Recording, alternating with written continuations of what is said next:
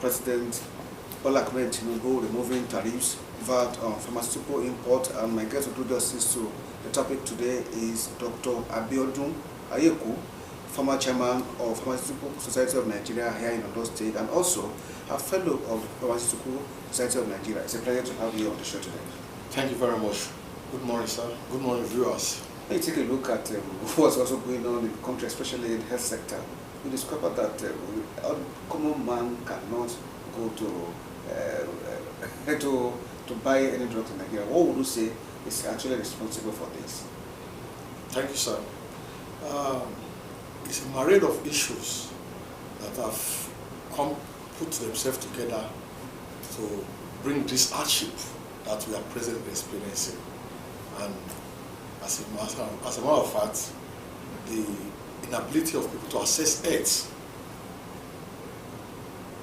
has really deprived a lot of people of their lives, because when you cannot access health, your health deteriorates, and you know the end result of what that means. So the factors, so many factors have contributed. Chief among, as you have earlier mentioned, the exit of some multinationals, then the absence of raw materials, and the high cost of importation of some of these both raw materials and finished products. It has the accessibility to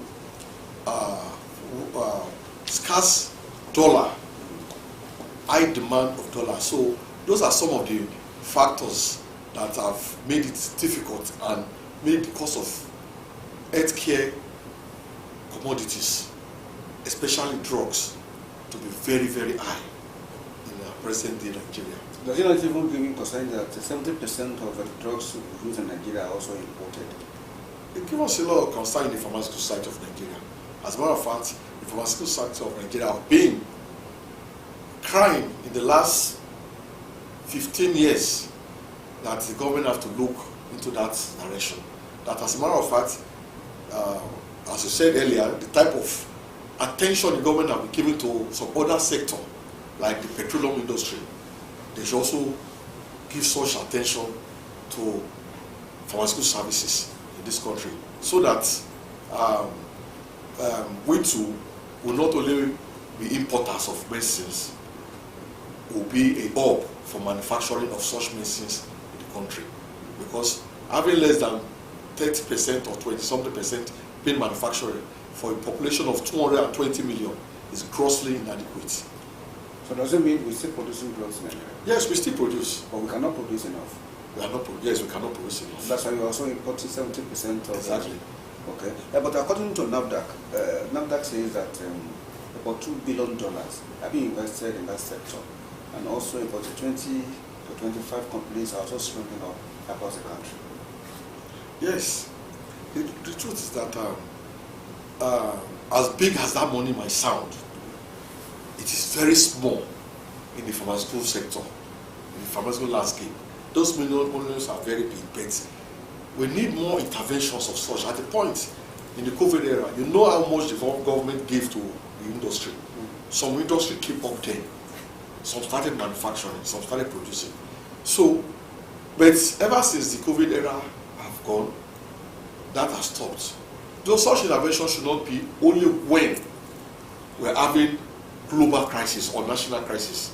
It should be a continuous thing, and that is the only way we can revive our manufacturing sector to the benefit of the Nigerian populace. So, what we are saying is that the intervention NAFDAC has said is a very good and positive thing, but such intervention should not be just once in a while when we have a national crisis. You will agree with me that the crisis of drug in the last 5 or 6 months have been killing, that so many people, in fact, must have gone to the great beyond. So you would also say that to actually set up the pharmaceutical industry is also capital intensive. It is very capital intensive, very, very capital intensive. That is the reason why you find that most times you don't see the company springing here and there in very places. But despite all of that, we still have about 20 also coming up according to NAFDAC. Yes, they are coming up with, for a country like Nigeria with over 220 million people. I have the opportunity of visiting India, and they have where they call industrial sites. In those industrial sites, you see nothing less than 200 companies. Just one of the sites. So we're saying that we're having 20. It's okay. It will help to solve some of the needs. But yet, they are not enough. Because we have a range of drugs and health commodities that they need to produce. And not one company will not produce everything.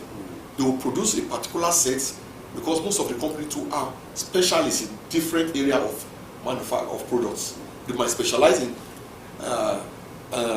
anti-infectives, anti-malarials, and so other companies might be into anti-cancer. They might be into so we still need more interventions for more companies to come on board. Even our population is also an advantage. Yes, we have the population. We unfortunately we are not utilizing the population because the population was supposed to be an advantage for us. I think the intervention of government, according to this executive order, should also encourage more people to invest in that sector. One of the reasons why President Bola Ahmed Tinubu also signed that executive order is to encourage local production. What's your reaction to that? Yes, we want to use this medium. I, as a fellow of the Pharmaceutical Society, will thank the President of this intervention and the signing of the executive order. We are yearning for this, that drug, being an essential commodity, needs to be close to free to people. Even if they are going to pay, it should be very minimal. That is why you see in advanced countries the health insurance work very perfectly, so that people, even if you don't have that money, you still access care for health.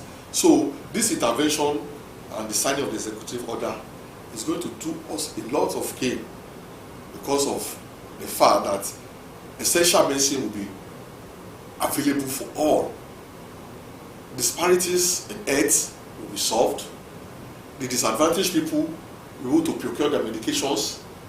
So it's a good intervention, and we pray and we still ask for more interventions in the area of pharmaceutical services.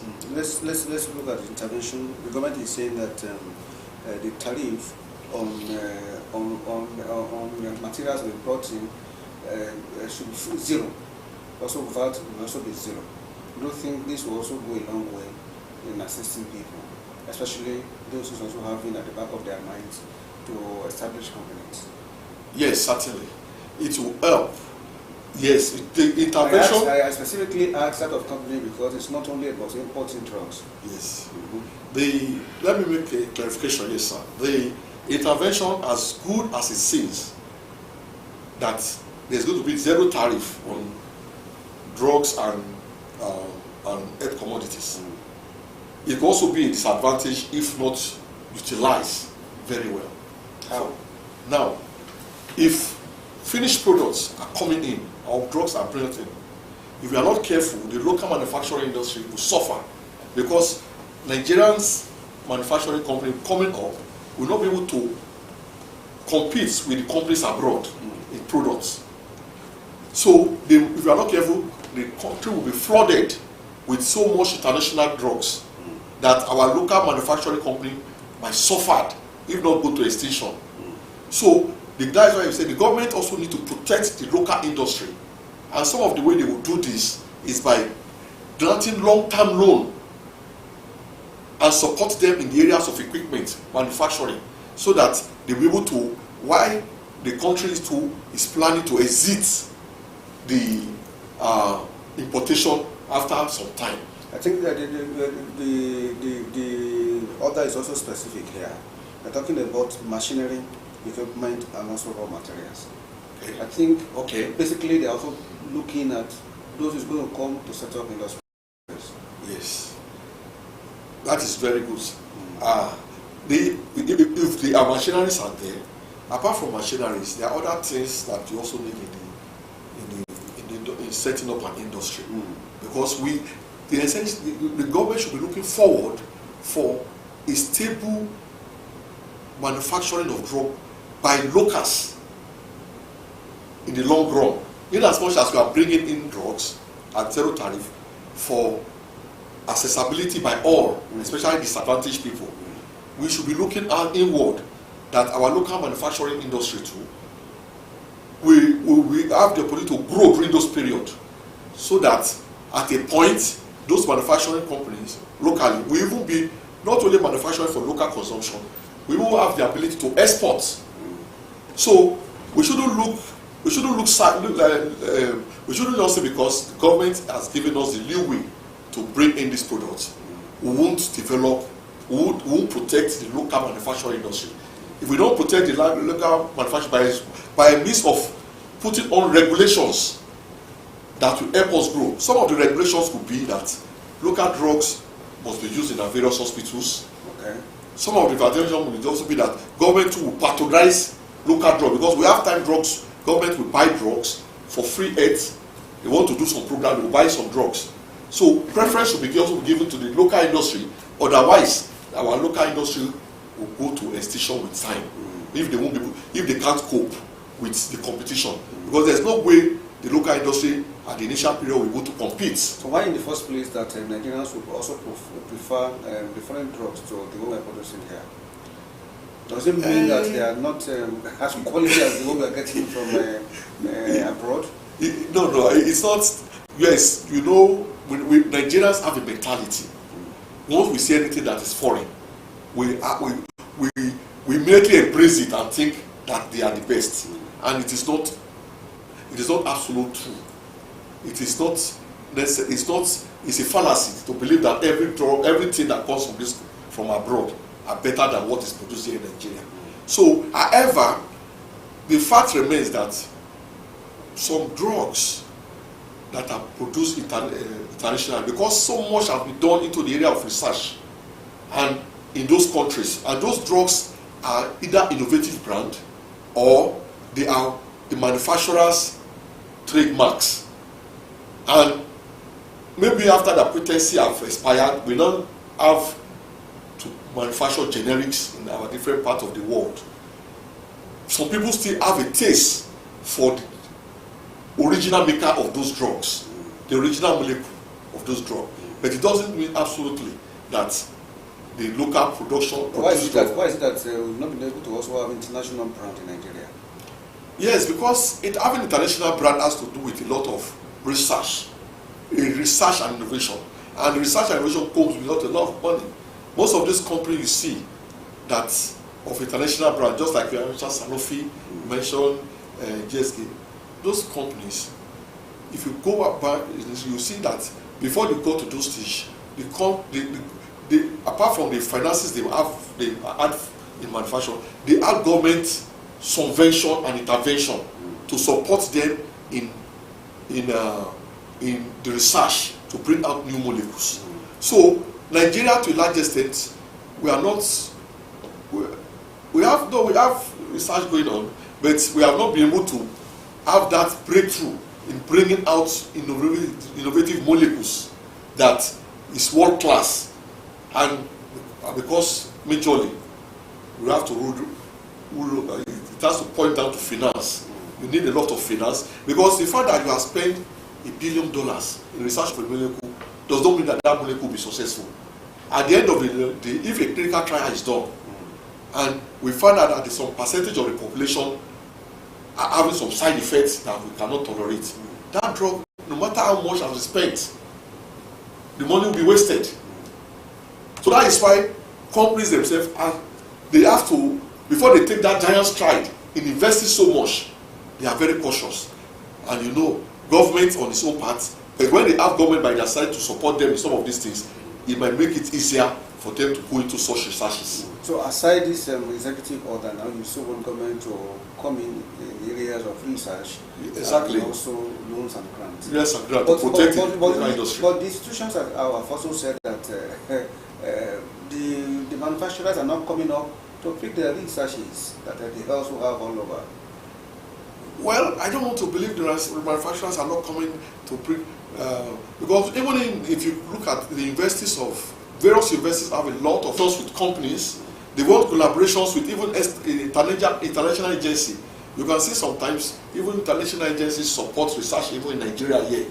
But the team and the extent is we have to question. They have not.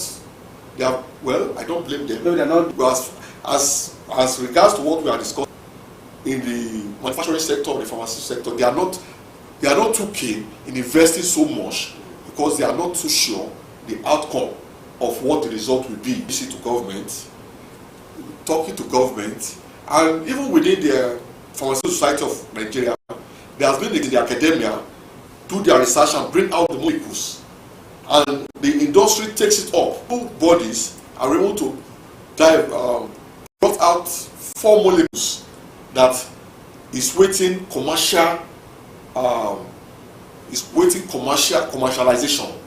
They have talked to some company to take it up because they have brought in about 4 molecules, because I'm part of the committee that worked on from the industrial sector that worked on it.